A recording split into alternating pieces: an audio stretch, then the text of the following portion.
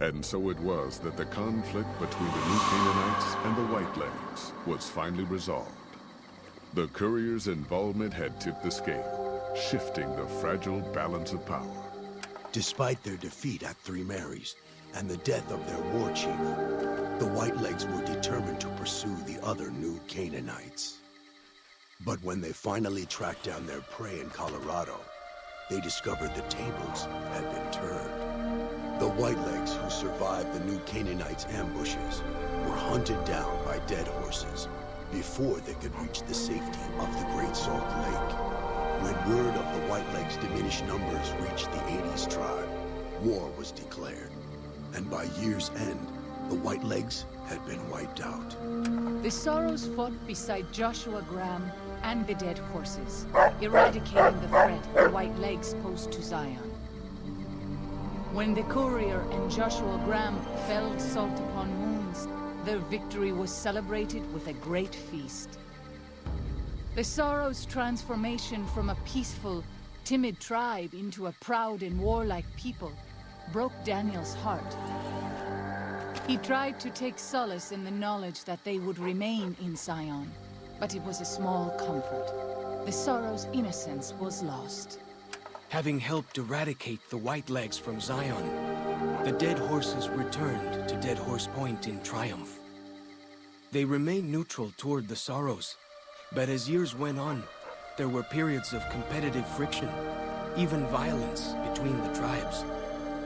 The New Canaanites, Daniel especially, intervened regularly as mediators, but found it difficult to reconcile the tribe's conflicts. The defeat of the Whitelegs in Zion marked a turning point in the fortunes of the Happy Trails Caravan Company. Every 2 months, the caravan met with the New Canaanites in Zion Valley to trade. Happy Trails soon returned to prosperity.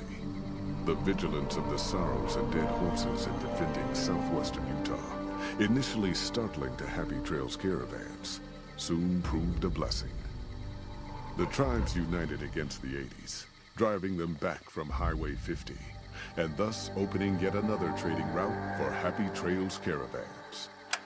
Though the courier had stopped Joshua Graham from executing Salt upon Wounds, the war chief still fell in battle. The Whitelegs defeated at Three Marys. Joshua led the Sorrows and dead horses in tending to their comrades and burning the corpses of their foes. He continued to advocate militant opposition to the enemies of New Canaan, and showed little quarter to those he fought. And yet he was changed. He no longer reveled in the brutality and cruelty for which he had been known in his former life. His inner demons, if not extinguished, were at the least appeased. For years after the defeat of the Whitelegs, Daniel did his best to minister to the Sorrows' spiritual needs. Try as he might, he could not hold back the tribe's increasing militancy and reverence of Joshua Graham. Demoralized, he returned to his family in Dead Horse Point. His failures haunted him for the rest of his days. And with that, the courier walked out of the history of the tribes of Zion and back to the gathering storm of the Mojave Wasteland.